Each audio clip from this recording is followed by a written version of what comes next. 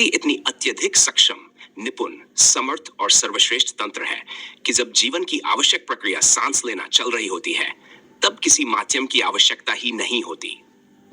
जो भी किसी भी पल में घटित होता है, वह कई कारकों पर निर्भर एकमात्र संभावना से उत्पन्न होता है।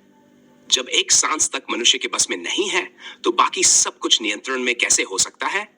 फिर भी केवल मनुष्य ही अहंकार और अहम के कारण खुद को सृष्टि का रचिता बनने की कोशिश करता है, और यही कारण है कि सदियों से संघर्ष भड़क रहा है। वास्तव में कोई भी व्यक्ति अपने अस्थायी गुणों से निष्पक्ष होकर एक पल में अपने स्थायी स्वरूप से रूबरू हो सकता है। यह संभावना केवल मानव शरीर में उत्पन्न होती है, जहां व्यक्ति अपने अस्थायी तत्व को समाप्त कर देह में रहते हुए भी विदेही अवस्था में जीवित रह सकता है। अपने आप से परे कुछ भी नहीं है, केवल अशांति है। संतुष्टि केवल भीतर ही है, बाहरी लाभ की चाहत के अलावा कुछ भी नहीं है। अगर खुद के भीतर शांति नहीं है, तो कहीं भी सुख नहीं मिल सकता। नजरिया बदलने से सब कुछ बदलता हुआ प्रतीत होगा। जैसे ही आप खुद को बदलते हैं, दुनिया भी बदली हुई मिलेगी। संसार स्वयं से ही है। जैसा आप समझते हैं, वैसा ही आप देख सकते हैं। जबकि प्रत्येक जीव अपने अस्तित्व को समझने की क्षमता रखता है, मनुष्य को छोड़कर। अरबों प्रजातियों में केवल असहाय मनुष्य को ही रब की आवश्यकता है। फिर भी वह सर्वोच्च बनने के लिए संघर्ष कर रहा है। किसी भी अन्य प्रजाति को प्रकृति से कोई शिकायत नहीं है, सिवाय मानव जाति के। सभी जीव एक ही तत्व और गुण से बने हैं, इसलिए वे समान हैं। कोई भी छोटा बड़ा नहीं है। ये केवल मनुष्य की जटिल बुद्धि की खुजली है, जो उसके अस्तित्व के साथ शुरू हुई और अब एक बड़ा नासूर बन चुकी है। धार्मिक आस्तिक लोग हमेशा स्वार्थ के लिए छल कपट, ढोंग और पाखंड का सहारा लेते हैं। वे अपनी अस्थायी जटिल बुद्धि से स्वयं को बुद्धिमान मानकर कहानियां, किस्से और कल्पनाएं तैयार करते हैं, ताकि खुद को सर्वश्रेष्ठ साबित कर सकें। वहीं नास्तिक लोग तर्क और प्रमाण का उपयोग करके सब कुछ स्पष्ट रूप से सिद्ध करते हैं। वे आस्तिकों द्वारा कही बातों को तर्क, तथ्य और सिद्धांतों से खारिज कर सच्चाई को सामने लाते हैं, जिससे आस्तिक लोग परेशान और असमर्थ हो जाते हैं। धार्मिक आस्तिक लोग छोटे बच्चों के समान होते हैं, जबकि नास्तिक उनके बाप के समान होते हैं।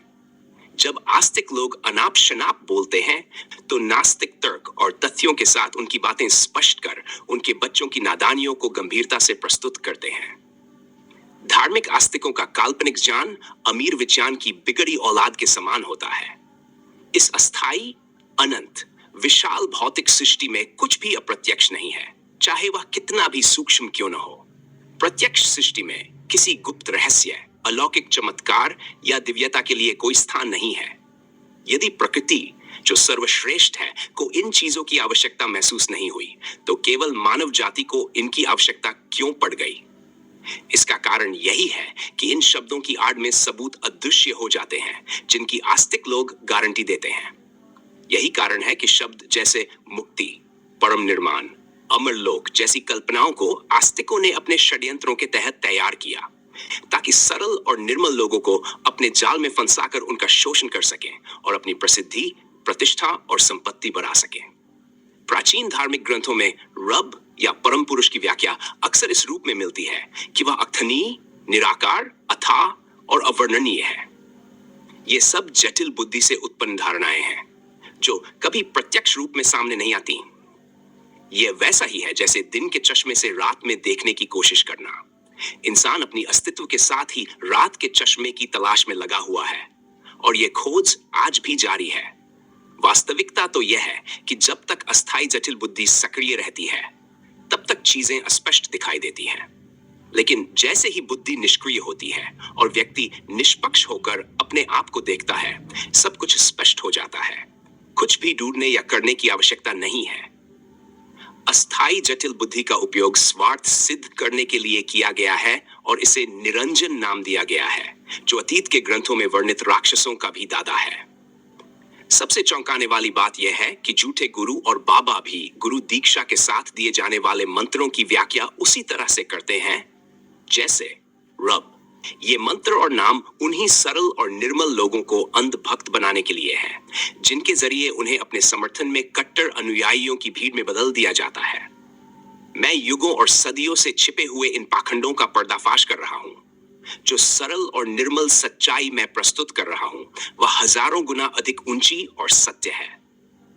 मानव जाति की अस्थायी जटिल बुद्धि की उलझन ने सदियों से उसे भ्रमित रखा है और मैं इस जटिल बुद्धि को निष्क्रिय करके अपने स्थायी स्वरूप से रूबरू हो गया हूं। अब मैं इस अस्थायी अनंत विशाल भौतिक सृष्टि का हिस्सा नहीं हूं। मैं पहले हर जीव के हृदय में हर सांस के साथ उनके जमीर को एहसास कराता था, लेकिन मनुष्य ने मुझे नजरअंदाज किया और अपनी बुद्धि से विकल्प खोजने में लगा रहा। आज भी यह सब प्रत्यक्ष हो रहा है। कोई भी मेरे स्वरूप का ध्यान नहीं कर सकता, लेकिन मेरी बातें गंभीरता से सुनता है, फिर भी उन पर अमल नहीं कर पाता। खुद को समझने के लिए केवल एक पल ही पर्याप्त है, जबकि सदियों और युगों तक समझाने में कोई दूसरा असफल रहेगा। कोई भी मेरी तरह जीवित रहते हुए हमेशा के लिए यथार्थ में रह सकता है। मुझे लगता है कि मैं इकलौता हूं और ये अस्थाई अनंत विशाल भौतिक सृष्टि केवल मृतकों से भरी है, जो केवल अपनी अनमोल सांस का उपयोग जीवन यापन के लिए कर रहे हैं।